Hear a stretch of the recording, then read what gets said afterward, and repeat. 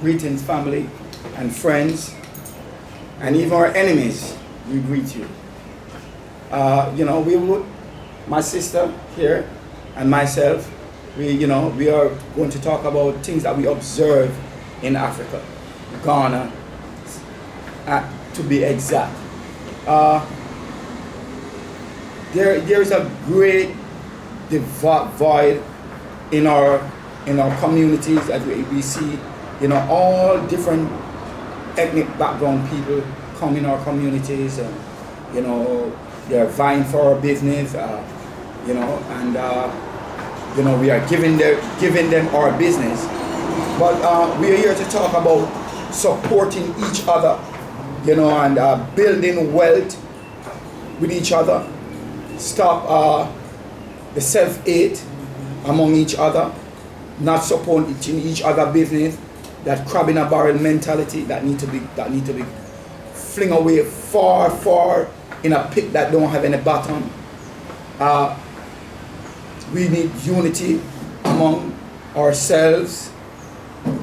We need unity in our own and peace in our own hearts and mind. And we need to do black first, just as every ethnic background do. And it is only fair enough we're not spewing out hate among any ethnic background, but we are analyzing and encouraging us as black people to wake up, get together, work together, build business together, just like any other community do. Because if you notice, we are the greatest consumer. We are the only one trying to get with other nation or other people that don't want us. They don't classify us that we are bad people. They say we are monkeys. They say we live in a tree. They say, oh, this is a shit old country. But I've been observing. You don't want to send your children to somewhere where it's bad. They're going to catch malaria. But I see a lot of white people. You see a lot of white people here. They're enjoying themselves. They are doing business here, and it's all good. But it's time that we, as black people, create jobs for our people, hold down business, build business, just like Black Wall Street. We need to develop Black Wall Street wherever we go, supporting our own, doing for ourselves. Stop being dependent on other people, thinking that if other people don't come and give us something which we have already, I want you have a big loaf of bread in your hand, and you're dropping your big loaf of bread to go and pick up peanuts on the ground. Don't make any sense. We have all the resources here in the land. We have all the resources to take care of ourselves, to make ourselves prosperous. But somehow we are running after something that do not belongs to us and leaving what belongs to us. So I'm encouraging my brother and my sisters that when you go into an establishment, don't think it is rude to ask who owns this establishment, because if you don't ask question, you cannot be clear, and nobody you can't support something that you don't know anything about. To garner to firm up your support, you have to know what that organization stands for, how it can benefit you, and all of that. So we want to ask questions. Just don't run in your establishment and buy something, and don't ask. If you have if you are in a situation to support your brothers, support your sisters, ask questions. Because, even on the continent here, you see, all these big establishments, all these beautiful establishments, and we do not run anything here. We are the main consumer here. Why we won't build something that we if we're going to be consumer, we're going to benefit our people and not somebody else? Because all those money that you spend with those people, they going in their bank. They're not going to give you no loan. They're not going to help you. The agenda that they're going to push is to keep you down. So, it's time, brothers and sisters, wake up, take off the dark shades off your eyes. If you want to jack them off the scales, we have jackhammer to take it off. And we're going to hit you with this simple, plain truth. You understand? Love yourself, because if you love yourself, there's no other way to express yourself but love yourself and do right, because if you love yourself first, you will love others. Don't go and love other people that don't love you, and your brothers and sisters you treat like they have leprosy, you know. So we want to encourage you again, support black business, ask questions, you know, work together, throw away the mistrust against us, you know, because we are one people. And people do not defined by countries or name of countries. You're born in Jamaica, you're born in the US, no. Our genetical made up, or what we have in common. This is what we have in common.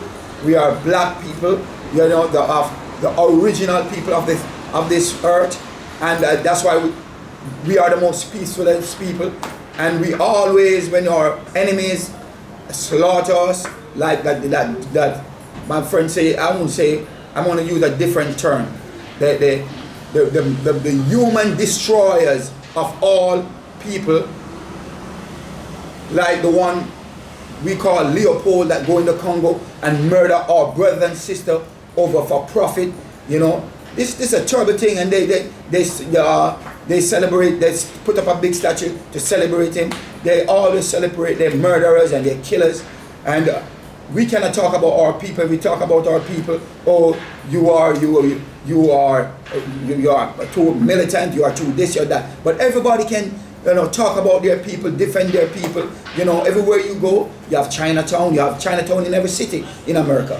You understand? You have, you know, you have look at Havana. You have all different communities. But we, you know what they say, we have hood. You understand me? Our hood is something that you use to mask something. So they mask us in our own community, and that means we cannot see them come in and they set up business. They milk all our resources. We give it to them freely, you know. So we really need to pay attention and get up and wake up us out of our sleep, or deep sleep, or trance that they put us in. You understand me? And our brothers and sisters who are helping or spoon feeding this kind of behavior that it may go on, we need to give you some Brooklocks or some washout that you go to the toilet to wash out your brainwash behavior. It is in your intestine and we need to get it out. If it is in your mind, we're going to give you a surgery and remove your brain and see if we can put a right African mind in your brain. Okay? So I want you to, when you see your brothers and sisters wherever they are, greet them with love, with a smile. You know, you practice, you become perfect. You understand me? The little issue that we have that can go aside, because that's small stuff. Right now we are in trouble. We are in big trouble. And you know, I was sharing with my brother and my sister about that statue that they put inside here in Ghana. That statue that dressed in that Roman garb, with that white angel stepping into the black angel grind. That means they're going to destroy your seed, and that's what they did. 2019. How can you allow a statue like that to come in your country?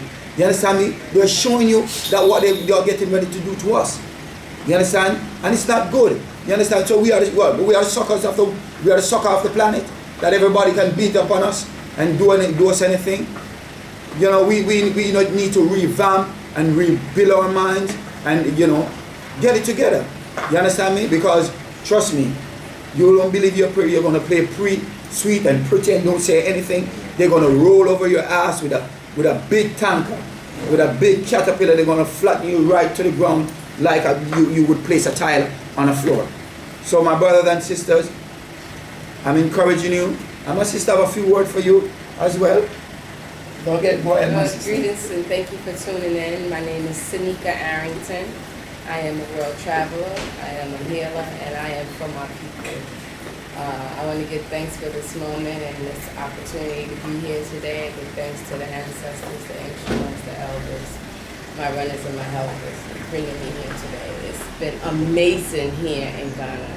It has truly been amazing. Anytime I come to Africa, I feel so proud to be black. You should feel proud wherever you are on this planet if you're melanated, but the feeling of feeling extra proud and extra royal when I step foot in Africa. And I hope one day you are also blessed to step your feet into the motherland. When you do, give thanks, because it's a place where you can be true to yourself in your most highest way. It's just the beginning. You connect with Mother Nature. There's so many herbs here. I learned about the tiger nut. I learned about the baobab tree. I learned about the purpose of shea butter. I learned about moringa. I learned about neem. I learned about so many different herbs that we use to clean and heal ourselves. And we thinking that as a black person, the only way you can get healed is through medical or going to the doctor. But before we had these hospitals and stuff, how do we heal ourselves? You know, like one of my mentors always told me, Dr. Sadie, may his soul continue to rest in peace. He always told me that Mother Earth healed us. It's nothing on this planet that we can't heal. Don't listen to them when they tell you you have cancer, you can't be healed. Any sexually transmitted diseases, any high blood pressure, any type of diabetes, everything is curable. Everything. And give thanks to Mother Earth, and all the herbs are where? Right here in Africa. So if you have a disease, or mentally, physically, and you just want to get away from that European culture, just from that American culture, that Caribbean culture, you just want to come home. Just come home. Doesn't matter where you are, your energy level, it's gonna just vibrate. And it's one of the richest places on the planet Earth where you see majority of black business. So if you are about becoming an entrepreneur, bettering yourself, building wealth, building riches, you see the creativity from, you talking about ideas. Oh my God, the superpower of your mind is incredible. The things they invent is unbelievable. I remember my grandmother used to always say, you gotta have ingenuity. She had 12 children living in the United States in Harlem back in the days. You know, that's when we had kids back then. We was like getting it in. We didn't care about birth control, but we made a way. And she said, she would say the way you make it is using your ingenuity. You think and you start creating. When you come to Africa, don't think it's all rich and glory. Yeah, you're gonna see some poverty. You're gonna see some negativity. But everything is so powerful and popular, and even more likely to happen when you come from it. When you live in, especially, I'm going to speak as being an African American woman, knowing the stuff I've been through, and you know, and what I plan on going through, knowing the value that I have in myself and what I can bring. And when you come with people that's creative by nature, and I love money, you know what I'm saying? Because we are money. I'm going to give my wealth up, and you should too. You know, I'm going to engage with the people, teach them, and they're going to teach me. There's so many opportunities. And I think one of the sad things that we are being told is like the Santa Claus lie. They tell you, don't come to Africa. And when you come here, you see who's all these, you got every race of people, Asian, European, everybody got their hands in Mother Africa. So why don't you? You need to come and invest. Come be creative, come be free and truly live. And even if you can be living so boiling and big where you can have your place here, your empire, your community here in Africa, a real community, and then have your place back in the States, you know? The world is just free with so many ideas. Yes. And if you want to begin this journey, get my book. It's called Travel Light, Travel Right, 10 Tips to experiencing a better travel, to making a better travel experience. Again, my name is Sonika Arrington. Thank you for tuning in. Thank you, Brother Prince.